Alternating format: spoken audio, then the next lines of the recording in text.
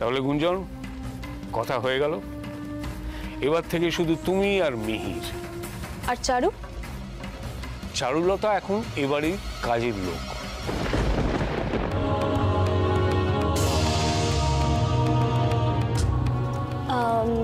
Sugar টি আমি খাই না। তুমি যা খাবে বলো, ও বানিয়ে এনে দেবে। আমার একটা অনুরোধ রাখবি রে মা? অনুরোধ? কি অনুরোধ? আমাকে একবার চারুর কাছে নিয়ে যাবি? তুমি কি বললে বাবা? তুমি তুমি সত্যি দিদিয়াকে?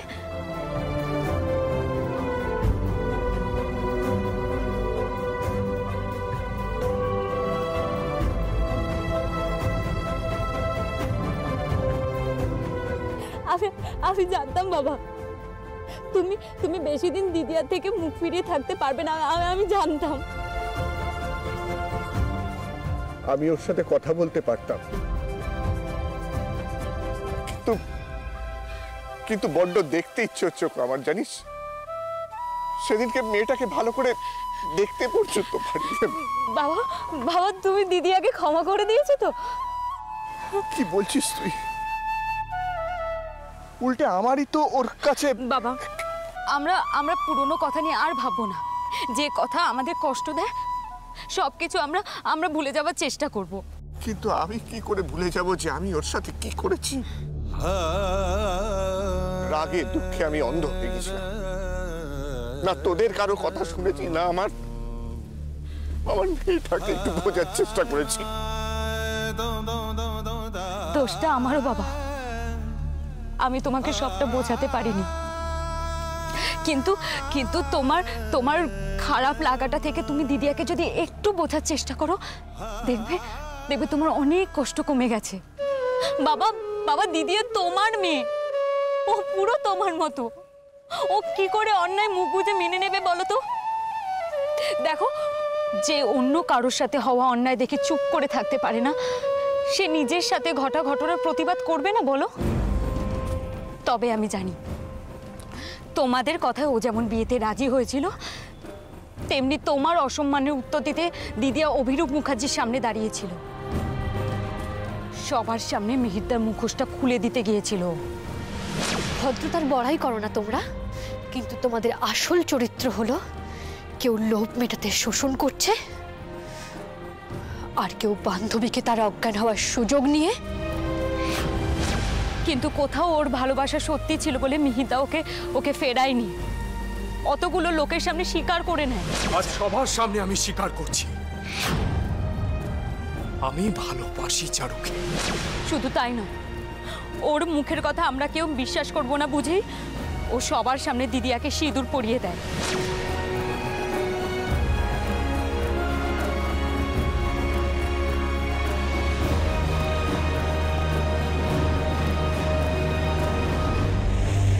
একা মিহিরদা না, মিহিরদার মা, ওদের বাড়ি সবাই সবকিছুর সঙ্গে জড়িয়ে গেছিল।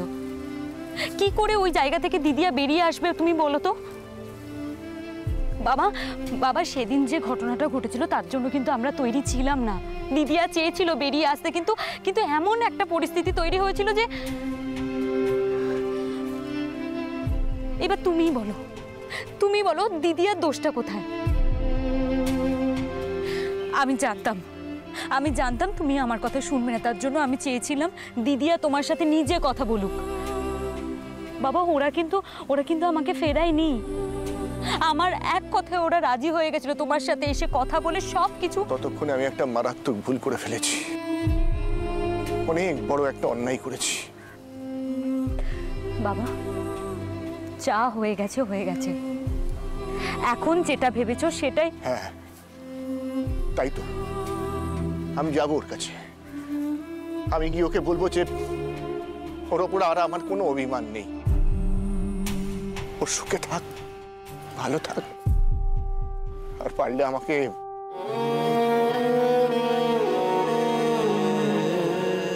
তুমি যখন আমায় বলেছো তখন দিদিয়ার সাথে দেখা করানোর দায়িত্ব আমার। এবার তুমি বাড়ি চলো, অনেকক্ষণ হয়েছে বাড়ির থেকে বেরিয়েছো, চলো ওঠো। মা বাড়িতে খুব টেনশন করছে। তুমি বাড়িতে গেলে মা একটু শান্ত হবে। তারপরে আমি বলবো দিদিয়াকে, তুমি দিদিয়াকে ক্ষমা করে দিয়েছো, তুমি দেখো দিদিয়া খুব খুশি হবে। হ্যাঁ চলো। গুঞ্জন, প্লিজ ডোন্ট মাইন্ড। আমার এখন একটু প্রবলেম আছে, কাল হয়তো হবে না, বাট প্রমিস ইউ আমি তোমাকে ঠিক ঘুরতে নিয়ে যাব। কাল তোমার কি প্রবলেম মিহির? আঙ্কেল, আমার কোনো তাড়া নেই। তোমার যেদিন টাইম হবে বলো, না হয় সেদিনই যাব। যাক যাক, এই ওরা কোথায় যাবে, কি শপিং টপিং করবে, নিজেদের মধ্যে কথাবার্তা বলে ওরা ওরা বুঝিনি। এখন সত্যি যদি 2 মাস পরে বিয়েটা হয় তাহলে তো আমার হাতে অনেক কাজ। যদি হয় মানে তোমার কি সন্দেহ আছে নাকি সুশীল? না দেখো, তোমার ওপর ভরসা করছি ঠিকই, কিন্তু যতক্ষণ না বিয়েটা হচ্ছে আমি নিশ্চিন্ত হতে পারছি না। যাই হোক, আজ এখন তাহলে উঠি। বেশ, এসো। আজ আর তোমার আটকাবো না, পরে কথা হবে। আরে তোমার আমার যা কথা ছিল তা তো হয়েই গেছে। এখন ওই মিহির আর গুঞ্জন যদি নিজেদের মতো কথা বলে নেয় তাহলেই ভালো।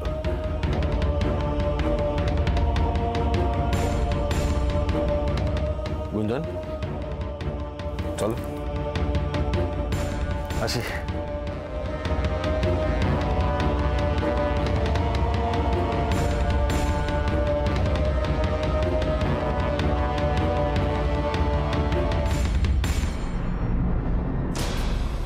আমি বারবার তোমার জন্য একটা করে প্ল্যাটফর্ম তৈরি করে দিচ্ছি আর তুমি সেটা ইচ্ছা করে নষ্ট করছো। ব্যাপারটা কি?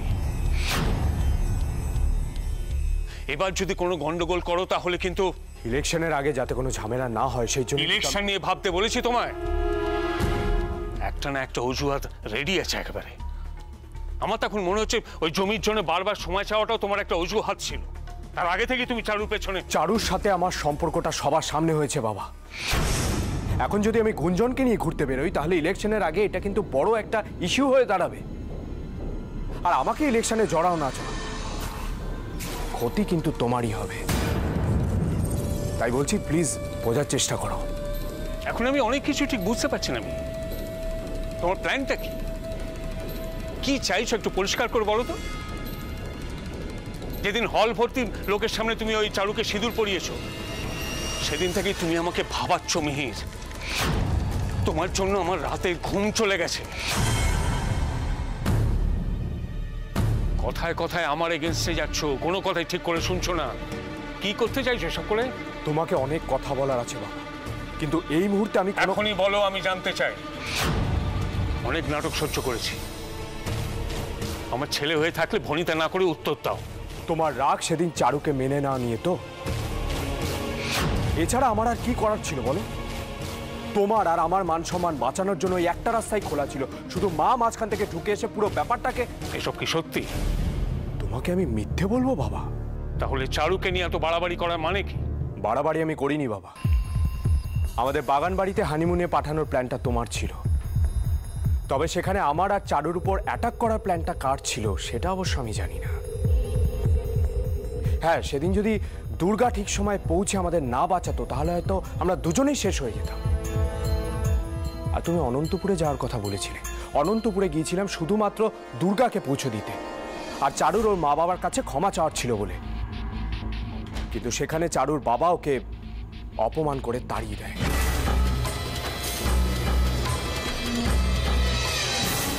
তাহলে এখনো 3 কুলে কেউ নেই এটা ধরে নেওয়া যেতে পারে তো? আমি ছাড়া আর কেউ নেই, বাট প্লিজ তুমি আমাকে ভুল বুঝো না।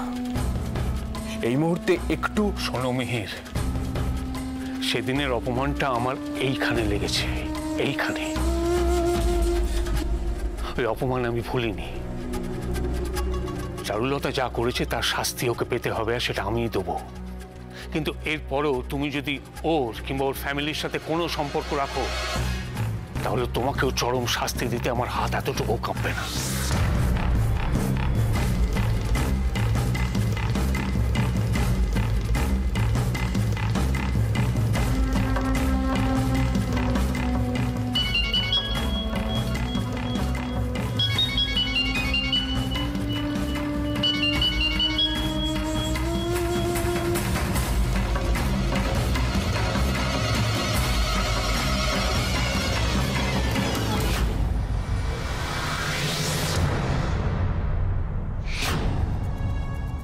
ওমা, কি হলো রে, ধরলো না?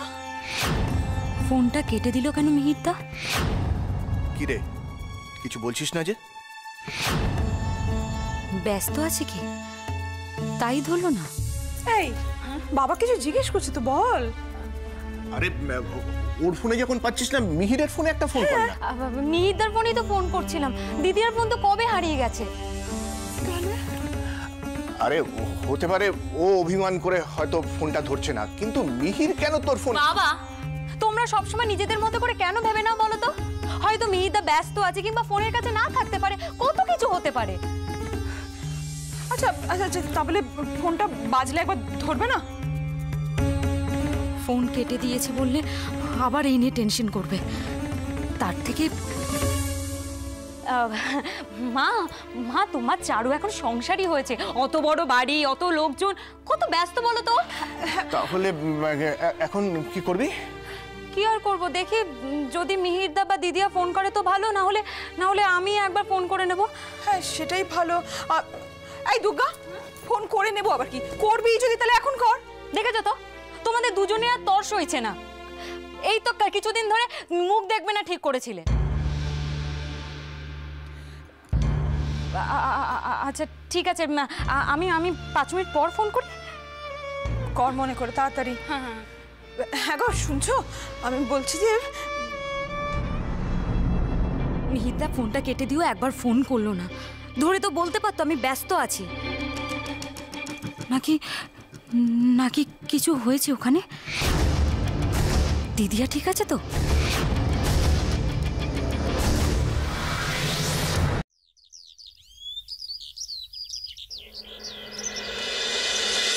চোখে জল কেন শুনি? তুমি তো অত দুর্বল নাও যে ওনার ব্যবহারে অত সহজে ভেঙে পড়বে। হ্যাঁ মা, আপনি ঠিক বলেছেন। ওনার কাছ থেকে আমি এর থেকে বেশি কিছু আশাও করি না, কিন্তু আপনার ছেলে, ওর ভরসাতেই তো আমার এখানে থেকে যাওয়া। আর ও আজ যেভাবে সকলের সামনে আমাকে... কেন? ও কি তোমাকে ওদের সামনে কিছু বলেছে? কিচ্ছু বলেননি মা, সেটাই তো কষ্টের। আমার বাড়ির কাজ করতে কোনো আপত্তি নেই, কারোর সামনে ছোট হয়ে যাওয়ারও কোনো ব্যাপার নেই, কিন্তু আজ সবাই মিলে আমাকে ওর সামনে ইচ্ছে করে অপমান করলো, আর ও চুপ করে সবটা দাঁড়িয়ে দেখলো। এর থেকেও খারাপ কিছু কি সহ্য করনি মা তুমি? করেছি মা, সেটা নিজের সব থেকে কাছের মানুষগুলোর কাছে খারাপ হয়ে যাওয়ার জন্য। আজ সব থেকে বেশি করে আমার বাবা মার কথাই মনে পড়ছে। কষ্টটা ওদের জন্যই হচ্ছে। মনে হচ্ছে বাবা হয়তো ঠিকই বলেছিল, আমি সত্যিই আবারও একটা বড় ভুল করে ফেলেছি। ভুলটা কোথায় জানো? এত সহজে ভরসা হারানো। আর তোমাকে তো আমার যথেষ্ট সাহসী বলে মনে হয় মা। তোমার মুখে তো এসব কথা মানায় না। আমার জায়গায় আপনি থাকলে কি করতেন মা?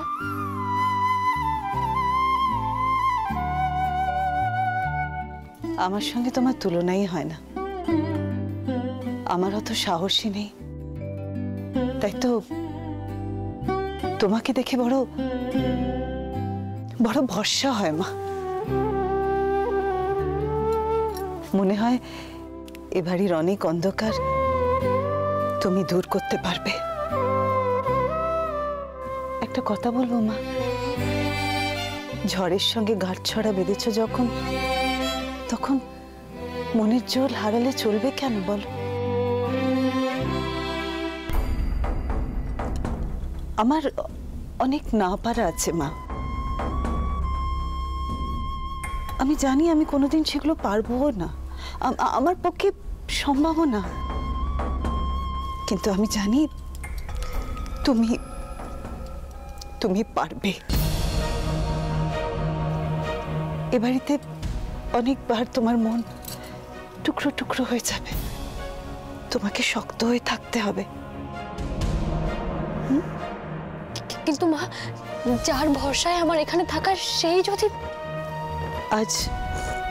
মিহিরকে যেটুকু বদলাতে দেখেছি মা, সেটুকু শুধুই তোমার জন্য। আমাদের সকলের মতন মিহিরও বড্ড বেশি অসহায়, অনেক দোটানা আছে ওর মনে,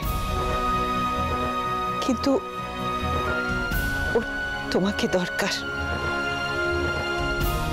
পারবে না তুমি? পারবে না মিহিরকে তোমার ভালোবাসায় বাঁধতে? বলো, পারবে না?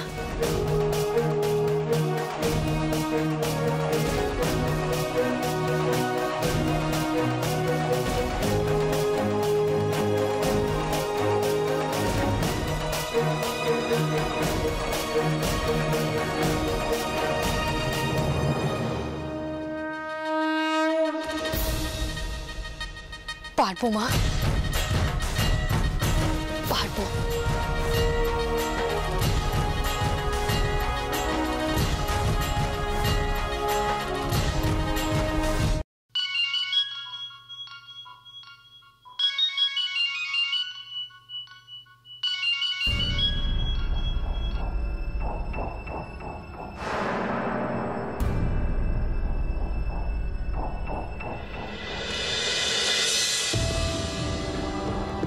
মিহিদা এবার ফোনটাই অফ করে দিল কেন?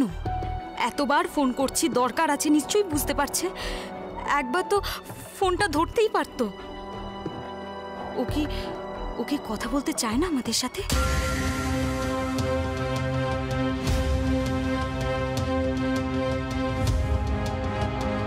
বাবার ব্যবহারে রাগ করেছে, কিন্তু কিন্তু বাবার অবস্থা তো ওরা জানে।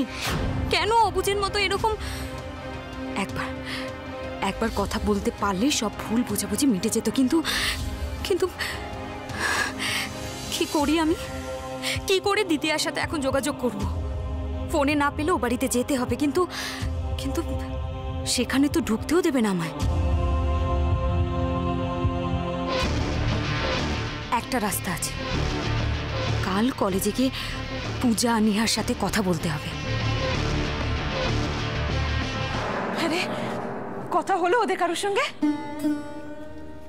তাহলে তাহলে কি হবে? সেটাই তো ভাবছি, দিদিয়ার সাথে আর কিভাবে। এই দুর্গা, শোন শোনা, আমার একটা কথা মনে হচ্ছে। শোনা, আমরা বরং চলো ওখানে যাই। কেন রে, ঢুকতে দেবে না এখন? কোন মুখে যাবো বলতে পারো প্রতিমা? মেয়ে জামাই আমার কাছে এসেছিল, আমার কাছে, আর আমি তাদেরকে দূর করে দিয়েছি। আর এখন আরে সেই জন্যই তো যাবো। দেখো না, মেয়ে জামাইকে ফিরিয়ে দিয়েছি বলেই না আমরা যাবো। মা শোনো না, এইভাবে যাওয়াটা ঠিক নয়। আগে আমরা দিদিয়ার সাথে একবার কথা বলি। কেন? ওরা বুঝি আমাদের ঢুকতে দেবে না? শোন, ওই মঞ্চে অভিরূপ মুখার্জি রাগের মাথায় আমাদের অনেক কথা বলেছে, ঠিক আছে? সে তো রাগের মাথায় তোর বাবাও কম কিছু করলো না।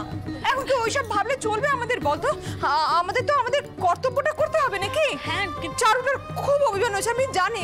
ওই মেয়েটা, তুমি যদি সামনে গিয়ে দাঁড়াও না, জানো তো আমার মন বলছে গো, সব ঠিক হয়ে যাবে, সব মিটে যাবে।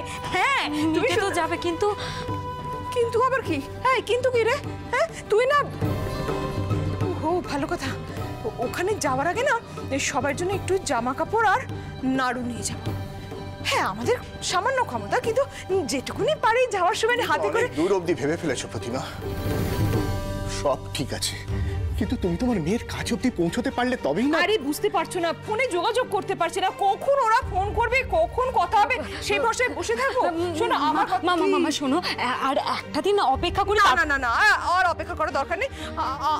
আমার মন বলছে চলো আজকেই আমরা যাই। আজই? হ্যাঁ, আজই। দেখো, এখন যদি বেরোতে পারি ঠিক সময় পৌঁছে যাব না বলো? আমার মনটা ভীষণ চাইছে একবার মেয়েটাকে গিয়ে দেখে আসি। সেদিনকে ওরকম কাঁদতে কাঁদতে মেয়েটা চলে গেছে, তো যখনই ওর কথা ভাবছি ওর ওই কান্না মুখটাই তো চোখের সামনে ভাসছে। ভাল লাগছে না আমার। আর চারুটা তো আশাও করবে না যে বাবা এসেছে। একবার যদি ও তোমাকে দেখে, তুমি বলো তো, তুমি জানো না ও কত খুশি হবে, তুমি বলো না। মা শোনো, তাড়াহুড়ো করে কোনো লাভ নেই।